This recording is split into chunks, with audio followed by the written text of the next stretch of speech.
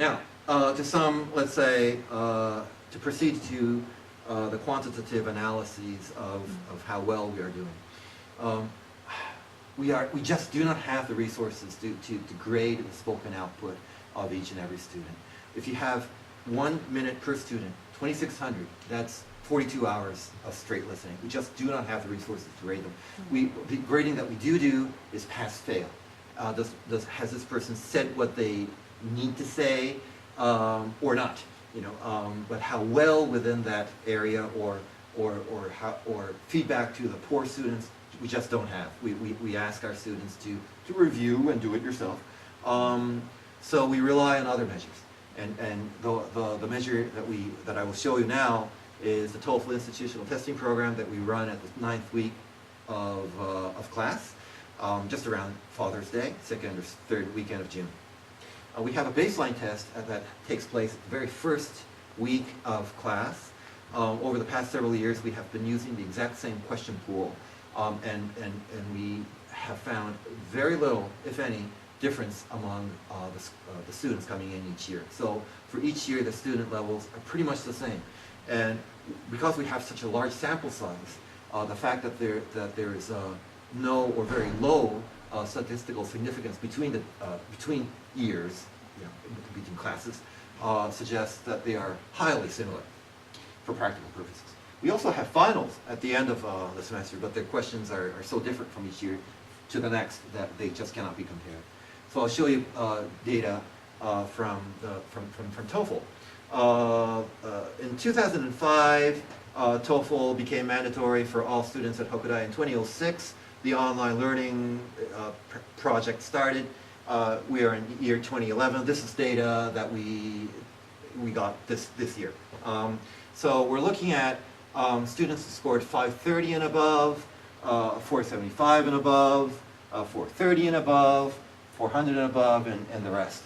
And you can roughly realize that, you can roughly see that the higher Ds are transitioning to the lower Cs, the higher C guys are going into the lower Ds, and the A's pretty much remained the same, except this year we got double. Now, I would like to think, you know, as an instructor, that of course it's my wonderful, impeccable teaching that has led my students to success, right? But it ain't. We really don't know. One thing is that the online learning environment has clearly improved over the years, for sure. The systems are more stable, the software is better, the hardware doesn't break as often, although it does. The courseware is better because we're swapping out the stuff that students don't want. But probably, most importantly, this year's large gain was due to a change in academic placement. Starting this year, students no longer apply to particular schools or departments at Hokkaido from within high school. Before, they would say, oh, I want to go to the School of Veterinary Medicine. I want to go to Information Science and School of Engineering. But this year, Hokkaido has changed its admission policy. All students, not all, but most students, 1,000 actually, out of 2,600, are enrolled into this large, undetermined, undeclared class.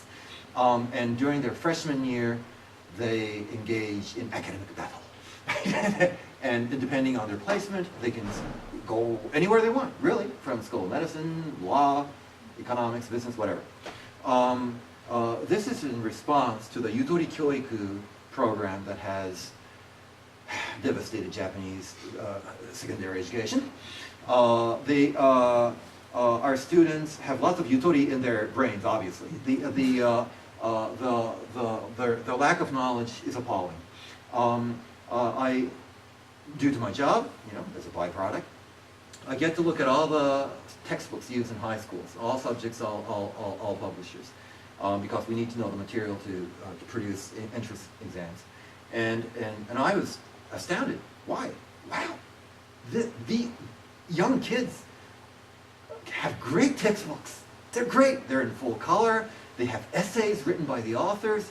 Wow, I wish I had this. You know, I was looking at a physics textbook, and it said the author, obviously a scientist of high knowledge and experience, is right.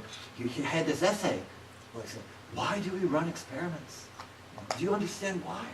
It's not because we want to replicate what the previous generation did. No, it's for training our logic, our minds to explore new ways to derive knowledge and information and facts and be absolutely sure that that's right and that's true, et cetera, et cetera. It was a very impassioned essay about why we do science, you know? And I thought, wow, I wanted this, because when I was in high school, all I had were like a few black and white drawings, cruddy and small, and lots of equations that we all had to memorize. And then I looked at the table of contents, and again, I don't know, jaws dropped. Wow, because this is a high school senior physics textbook, and I already knew this in middle school. You know, what? The Ohm's law? My gosh, you know, this is so elementary, my dear Watson. So I thought, our students are being deprived of an education that I had, which wasn't really that great, you know. So Hokkaido math and physics, chemistry, earth science, biology teachers got together and said, we need 4th year of high school, because our kids just don't have enough in their brains to even determine which department or career they should take.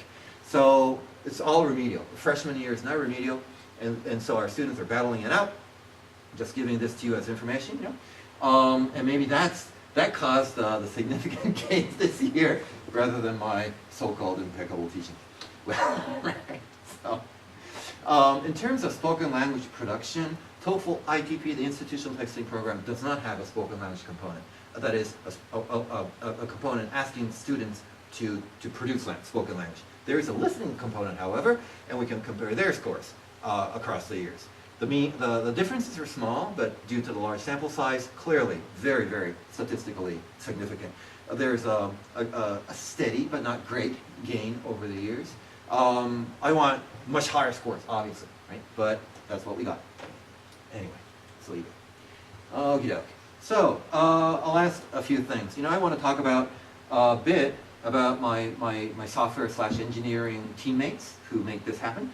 On Hokkaido campus, we have a small corporation co-located that helps us with our system development. They develop the Galexa software that we use.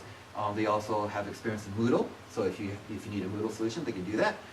They have an elementary school network. It's called Selenet. You know, I think C is for cyber, cyber elementary network, whatever.